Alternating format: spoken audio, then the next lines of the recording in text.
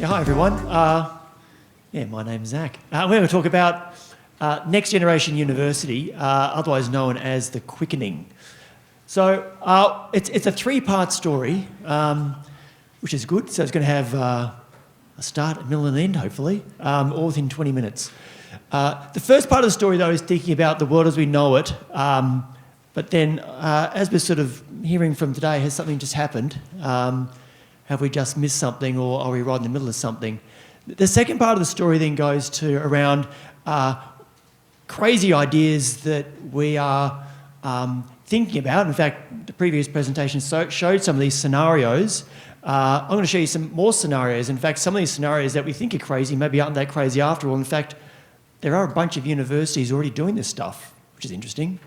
And then the third part then is just a reminder, though, about when we're thinking about the quickening, who are we really building for? And a reminder about the purpose of universities. All right. The world as we know it. Look, there's a lot to like about universities and their contribution to the world in which we live in. And sometimes, in that frightful thing called the mass media, it can be a bit challenging at times. But if you just look at the data, there's really a lot to like. Whether it's graduates and their investment in the economy, it's graduates' earning potential over time. So there's an economic perspective there. Importantly, graduates from higher education have greater trust with one another. And importantly, the contribution that research makes to enriching our individual lives, but our collective communities as well. But it's not all perfect. Like there are bad components, whether it's the widening inequalities. So in some jurisdictions, in some countries, we've got up to 50% attainment rates. In other jurisdictions, including sub-Saharan Africa, it's less than 10, in fact in some cases less than 5. And even in the economies where we've got up to 50% attainment rates, what's happening is in-group and out-group scenarios. If you don't have a higher education degree, you're part of the out-group, and that's manifesting itself as we see through populist political tendencies. There's some questionable research emerging as well in terms of research structures. So there's been a 10-fold increase in retracted research publications over the past 15 years. And at times you think, well, damn it, that's where the media and the politicians have a go at higher education. Now, the percentage overall of retractable publications is incredibly tiny.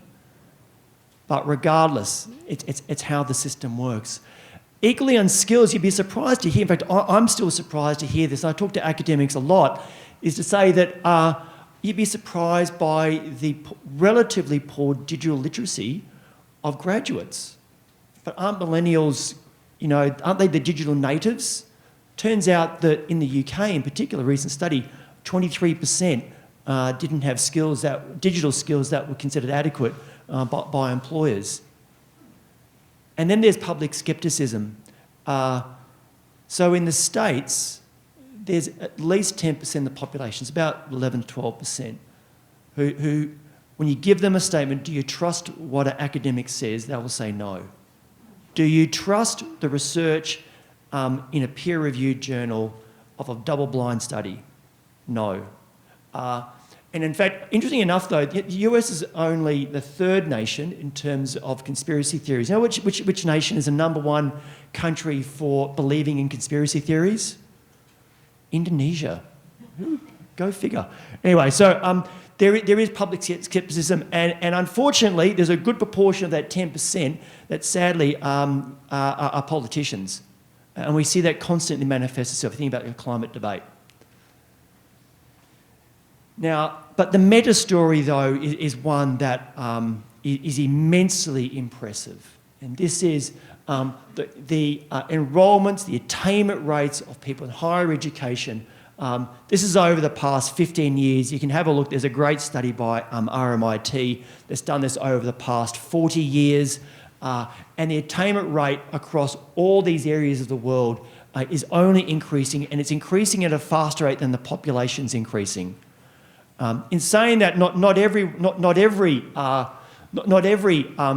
region of the world is increasing at the rate that we would like. And you'll see down below there Sub-Saharan Africa as an example. In saying all this, though, as we've heard from the get-go around today's seminar around the Fourth Industrial Revolution, did something just happen? Now, anyone seen this photo before? Hands up, hands up. A couple. Do we know what it is?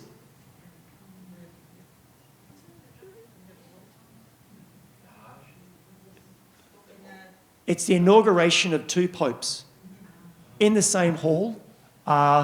One is, 2000 and, actually that's 2003, and 2005 actually, and 2013.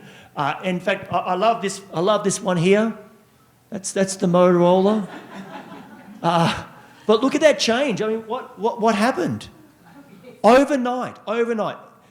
Most people will say about 2007, 2008, we entered what they call the second phase of the informatronics age. The first phase started in the late 60s with the advent of the internet. In 2007, 2008, when we started to hear things like cloud, big data, AI, VR, AR, so on and so forth.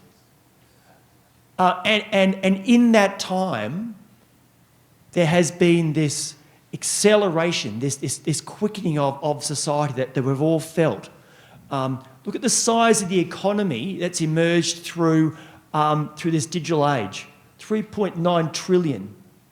That didn't exist previously suddenly exists. 100 new things are connected to the internet every second. Sub-Saharan Africa, 35 million mobile internet connections. I'll come back to this one soon. Mobile business, so social media and small business, 47% are now connected, whereas you think about a decade ago, you'd be lucky. And importantly, there's these new services and products, whether it's Uber, Airbnb, Netflix, and our friends at Coursera or edX. Another phenomenon, though, that comes through this, opinion's now a two-way street. And you see this in the prior presentation around assessment and feedback and teaching and learning in particular. All of a sudden, no longer do we have the shock jock on radio spilling out their diatribes. There's a platform now that allows us to speak back. And so this was an example in the UK with Katie Hopkins and the Brussels attack, and relatively offensive things she said. Well, they were offensive, actually, weren't relatively. And how quickly people got onto social media to bat back that level of diatribe. But it also happens in very real and unusual places. Can we read just a second? Have a read of this.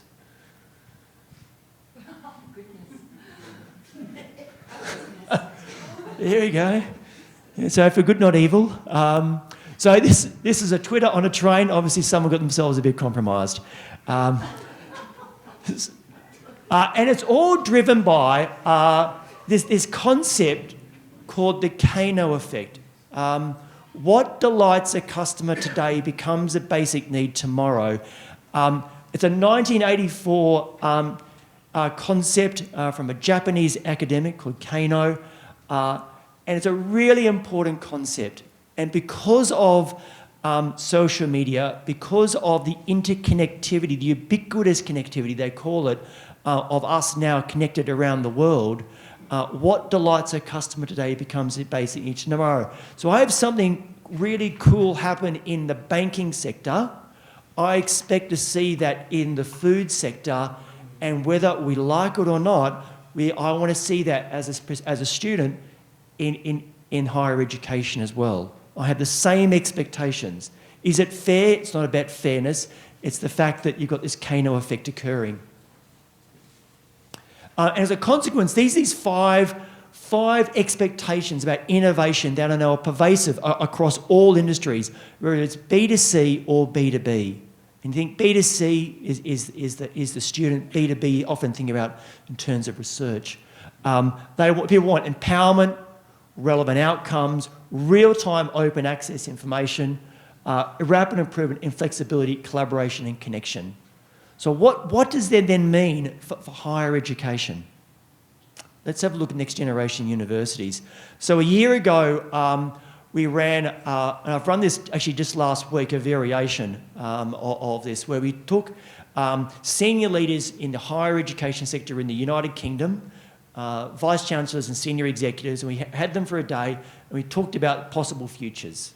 And we worked with 4 particular futures. One where it was influenced in terms of internationalisation beyond any one jurisdiction's control. A second one around government, where government not just runs and manages, it actually runs and controls the HE market. A third one built around technology, and a fourth one built around very much the consumer driving choice. And we played some scenarios, we ideated, we came up with big ideas, and the groups came back with various solutions. And this was some of their ideas, and everyone had a great day. We all had a bit of a laugh at the same time. Here were some of the ideas. So this started as Goldman Sachs, but they thought that was sexist, so we came up with Goldwoman Sachs. And this was a multinational university driven by the needs of a SROI for study and research. This is always hard to pronounce, this one, Totalitarian Varsity. This is basically a state-financed and directed institution. AI University, everyone got very excited by this, but now I'm a bit worried given the prior presentations about technology. The whole personalised university driven by artificial intelligence. And the last one here is a free university funded by ads. Now, when we did this, we were all thinking, well, this is all a bit crazy. I mean, this is just hypothetical. Is it really? Is it really? Turns out maybe not. So you think about the international lead. Some people may have heard about Minerva. So it's a private institution. They send small hand-picked students around the world. They don't have campuses, but they have experiences around the world solving real-world problems in local communities. And then when they're not together, they're using a really sophisticated online collaborative learning platform. NUS, this is really, again, government-controlled in terms of thinking about the Singapore government, but NUS has got this 20-year commitment to lifelong learning. It's worth reading more about it.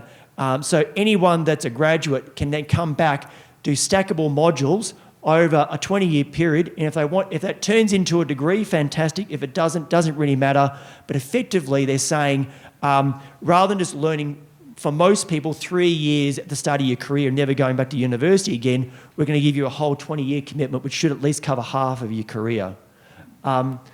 42 Silicon Valley is an education run by ads. In fact, it's free education for anyone that can get in, high barriers to entry. All students are guaranteed a job because every single student is employed by employers who are funding the vehicle. It's basically a talent management pipeline. Odom, you've got to read their website. I'd love to show you the video. You will shift in your chairs when you hear the video because it's relatively offensive. It's completely missing the point about higher education. However, it's a very interesting platform. So they're talking about the disintermediation of higher education between removing the higher education institute out of the equation. So you've got the learner, the educator, and the employer all building content and getting it certified through blockchain. Now, if someone can explain what that all means in normal words, let me know, but I'm still working through it myself. But it sounds very impressive, although their share price is tanking, which is interesting. Even still, I would note, like these are echoes.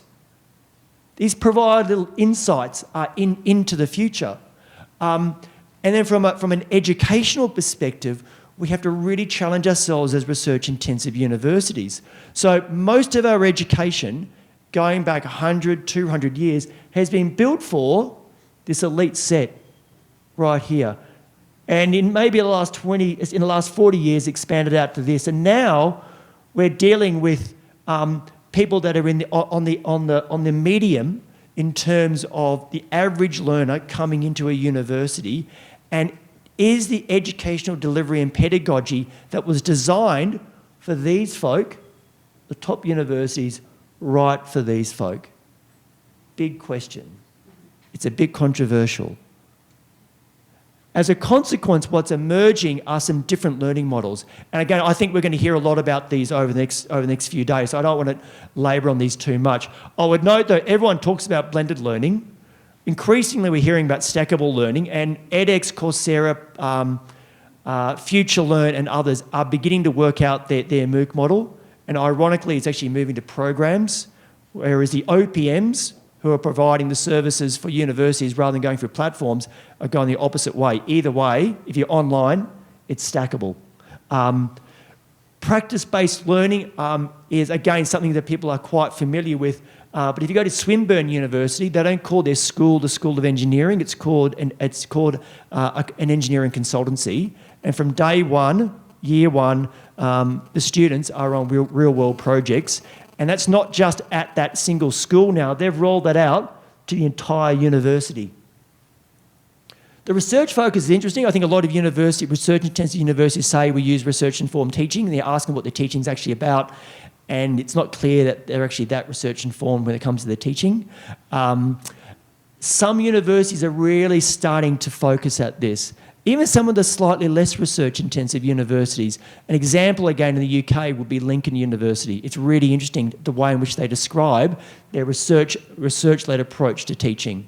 And the final one worth mentioning is block learning, which Victoria University in Melbourne has rolled out. It came from Canada and Sweden, but these guys have done it at an institutional level. All the details are on their website. The results are extraordinary. The retention rates they've now got from those mid-tiered students is off the Richter scale. I mean, everyone is just blown away by it. I mean, they're very excited by it as well.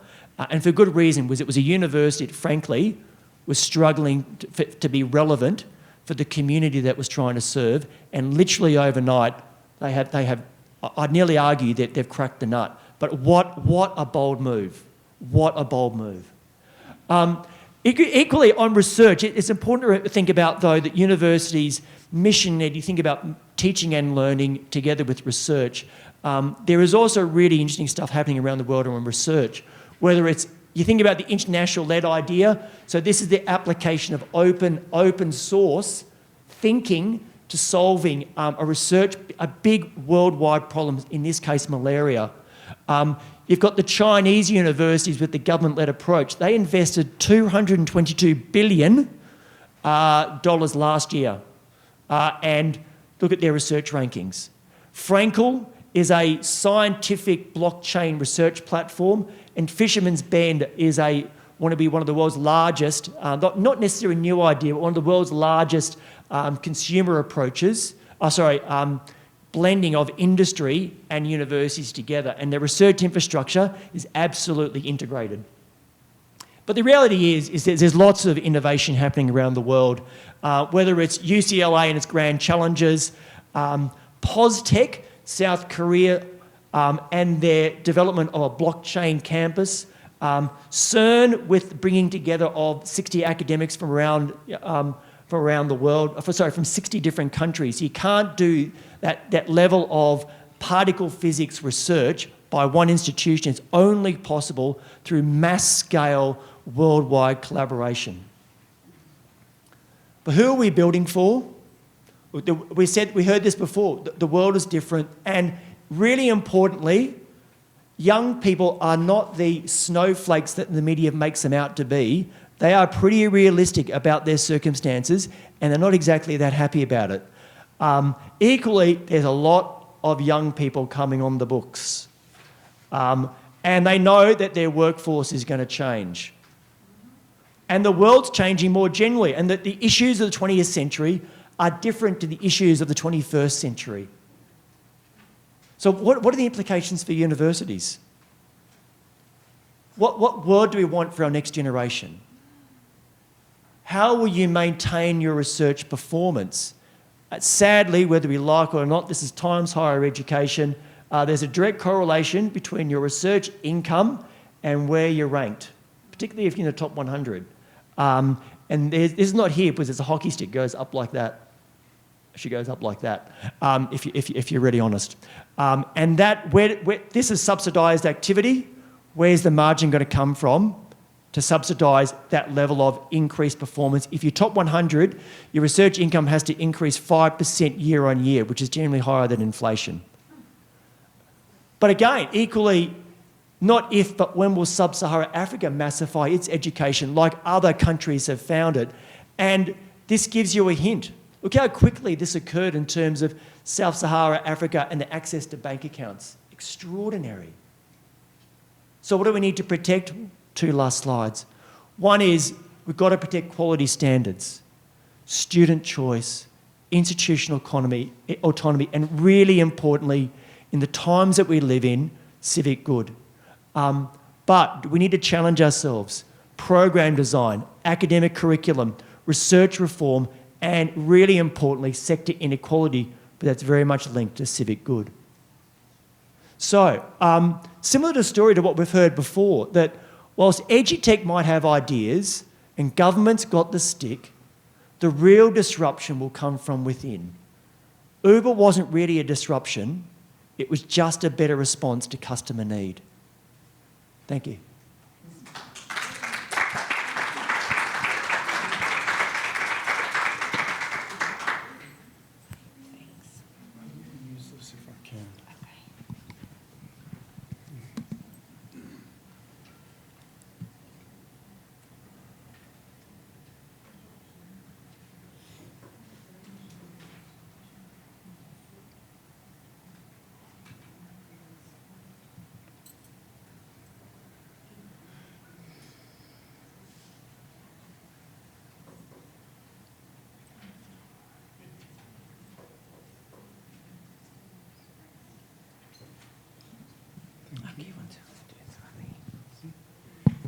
Hello everyone.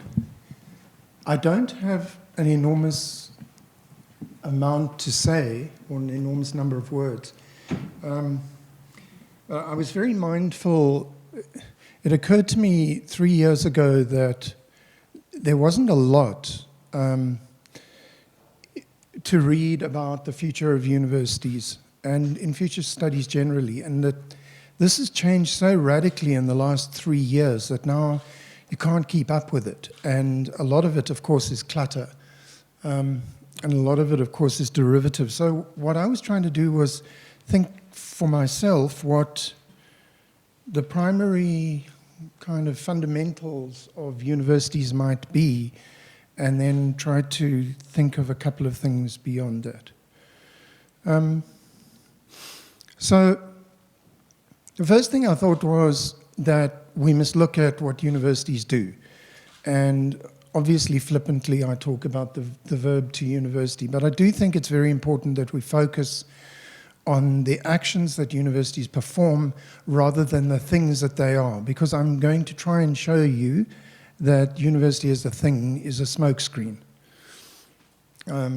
It's a branding device.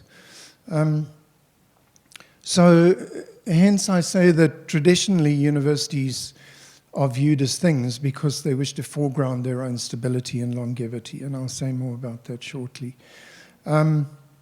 So I think in all the thinking that I do about universities in the future, I think of function. I think from a functionalist perspective rather than a structuralist perspective.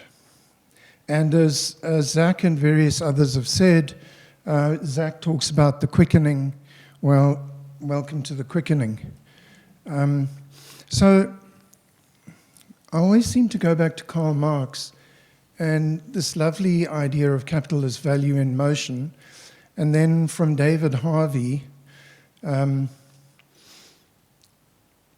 Marx defines value as socially necessary labor time. The labor time I spend on making goods for others to buy and use is a social relation. As such, it is like gravity, an immaterial and objective force.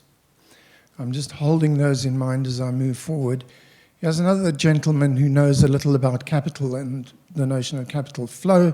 His name is Pablo Escobar. And of course, I introduced this a little bit for humor, although nobody seems to find it funny. But I hope there's a point underneath this as well. And that is that what Pablo Escobar did was he knew very little about making cocaine or about selling cocaine, but he was damn good at distribution. That's what he did. And thus he managed to draw all capital and all value in motion into the middle, namely away from the producer and away from the receiver of the goods. And thus the connector or the facilitator creates and manages value. And I want to show that, well, let me just say the brand comes into being an act of magic.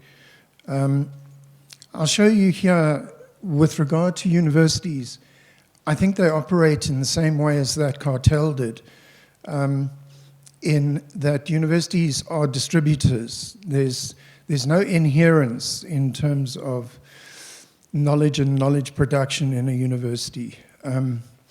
So the universities really have had over the centuries control over both the supply and the product. The supply of those who make the product and then the moving of the product onto the consumer. And once again, as with Escobar, all value in motion is drawn into the middle. And so similarly, we get brands like, as acts of magic, like Harvard or Oxford. So really what universities do is that they buy the producer of knowledge, the esteemed professor and her course, or both. These are purchased by universities, and the value of that individual and her group transfers from the individual and group to the purchaser, or the distributor in this instance, the university. And in the process, what it seems to be is that the value is inherent in the university, rather than the university performing the function, which is largely, not completely, but largely a distributive one.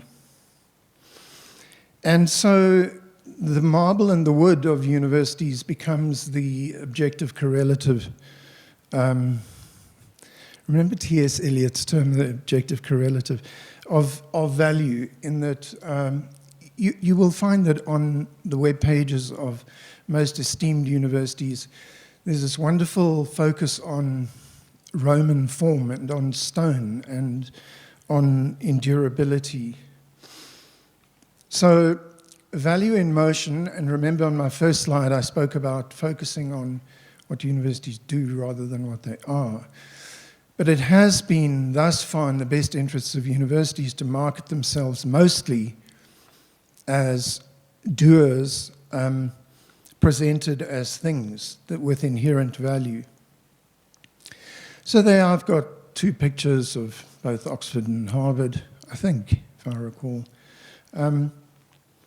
And of course, just a brief note about the ranking systems. They reinforce this notion of the inherence of value in the university rather than in those entities that have been bought by the university. We must just bear that in mind, that it rather increases the whole notion of branding of the thing. So it really comes down to this for me. University is the name we give to the distribution agent with perceived value inherence, and here I should have put perceived academic value inherence. So that's currently the name that we ascribe. Of course, there are other entities, and we we allow them into the fold, but we still give enormous primacy to the notion of the university. Please bear in mind that I'm not making any remarks on an ethical level about what I would or would not want for the future. Universities are very dear to my heart, but the future of the university is a problematic matter. So, will these agents continue to control academic value in motion? And there are really only two answers to this. If yes, then will the university continue to be the acronym of the academic distribution of academic product? And if not, then will value migrate from distributors back to producers and products?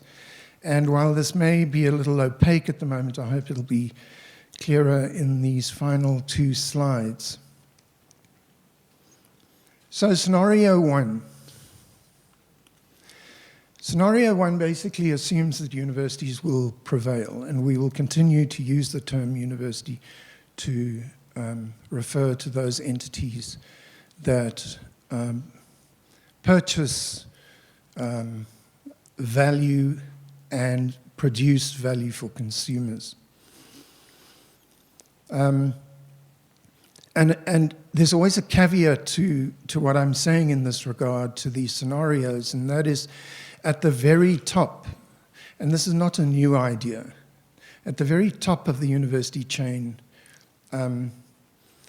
universities will largely be in a kind of stratosphere whereby they're exempt from the effects of capital and having to create funding for the university. But by the top, I don't mean, as is often the case, the top 10% or even the top 20%.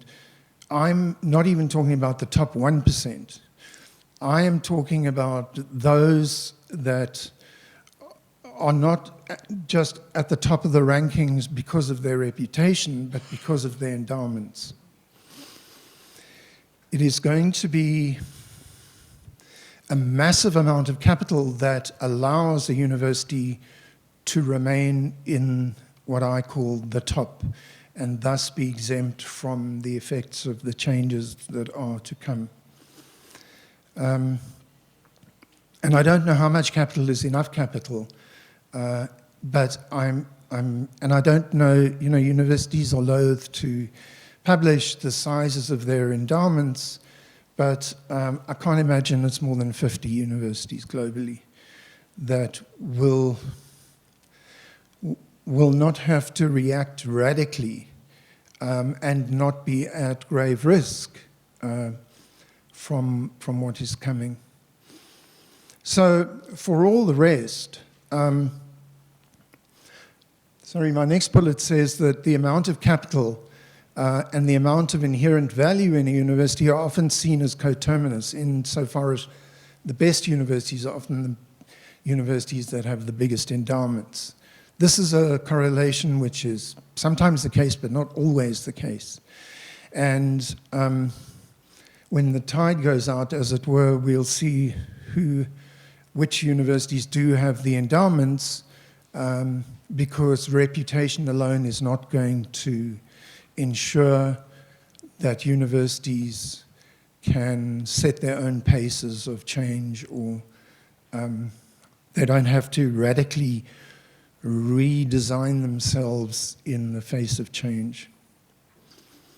So for the rest of universities, and that includes almost all universities, I maintain that capital, or I suggest that capital, driven by its agents, will either invisibly partner or purchase the value inherent distributor. And by that I mean, we've heard remarks from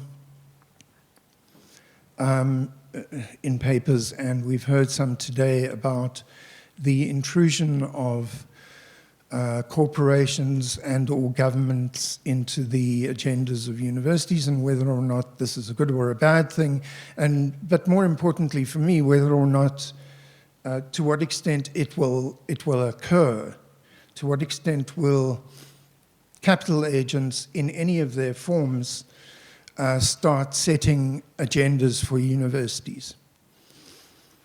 And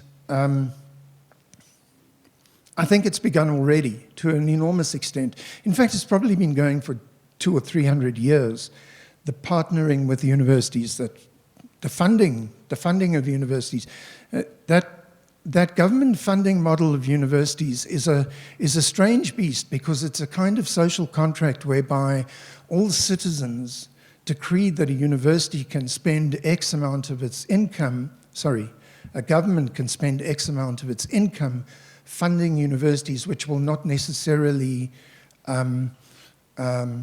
profit or benefit the individual. Whereas when a government makes roads, for example, the roads are there for everyone. But there are these social contracts that exist between individuals and their governments about funding. So I do regard governments as one of the capital agents, and I think there's going to be more and more focus in the years ahead from participants in social space about, so why am I paying tax that 1% of which goes to universities that I don't use? I think that question is going to arise. But I regard governments as one of the capital agents that I'm talking about. And I think there's obviously going to be an increase in the amount of capital agency that comes in from outside. Whether or not it's seen as a bad thing or a good thing is another matter, and I leave that to other much cleverer people to determine. But I'm not much into ethics. It is also possible for capital agents to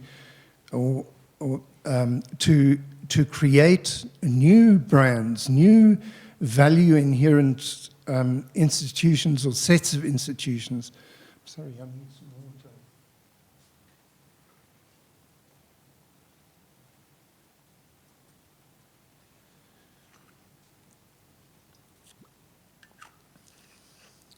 The economies of scale are such that it is, okay, we have scenarios, for example, where a capital agent may, and a capital agent can be anything. In fact, capital agents usually come down to your and my pension funds. That's what it amounts to.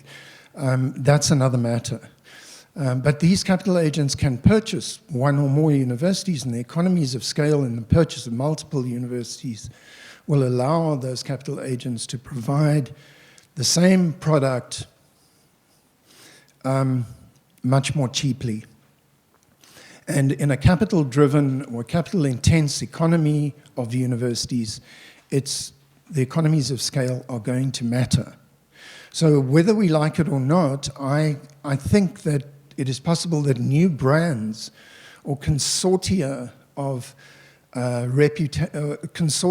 universities that have a kind of reputation in and among themselves. Like, for example, the brand of U21 could become a brand in itself, and consumers of U21 products, in other words, students, could migrate with ease and with confidence and with a sense of the reliability of the brand between one entity and another quite swiftly, especially if the platforms and the look and feel and the backbone of the products are very similar. Then they don't experience a massive migration from one field to another. So I do think we're going to see new brands and new aggregations of things we may call universities. And then scenario 2, this is what Professor Bain called Uberification, and what a lovely phrase it is. But really, this slide is all about Uberification. So the consumer is changing. We've heard from Zach about the average age and that the future market is 15 to 24 and whatever. We really have no idea of what they want and they probably don't at this stage have much idea either.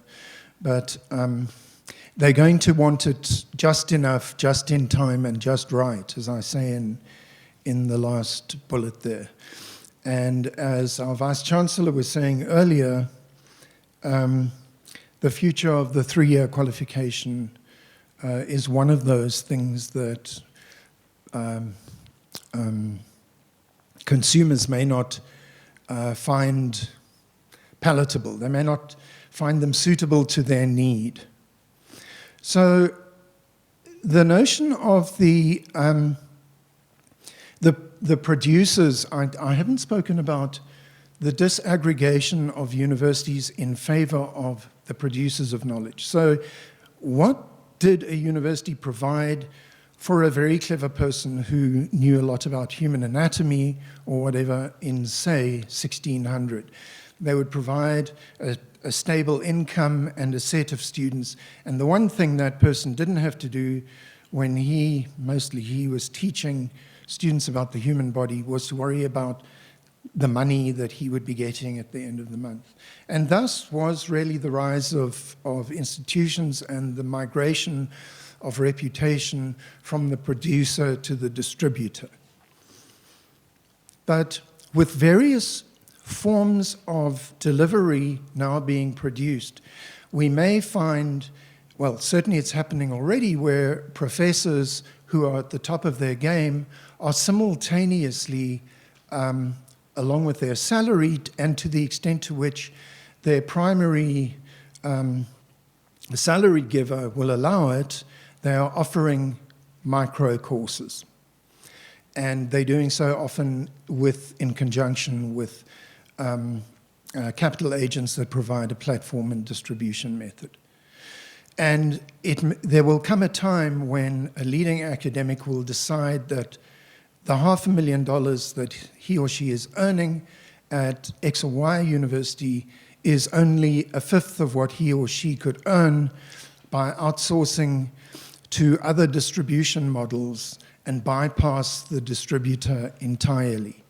And it is that's one of the reasons why I say we mustn't take the notion of the inherent stability of the university too seriously, or rather we must watch out that I think this can go in the blink of an eye, and because it's based upon branding and a very clever purchase of those that produce knowledge, that it may be a paradigm that is going to fall away quite quickly.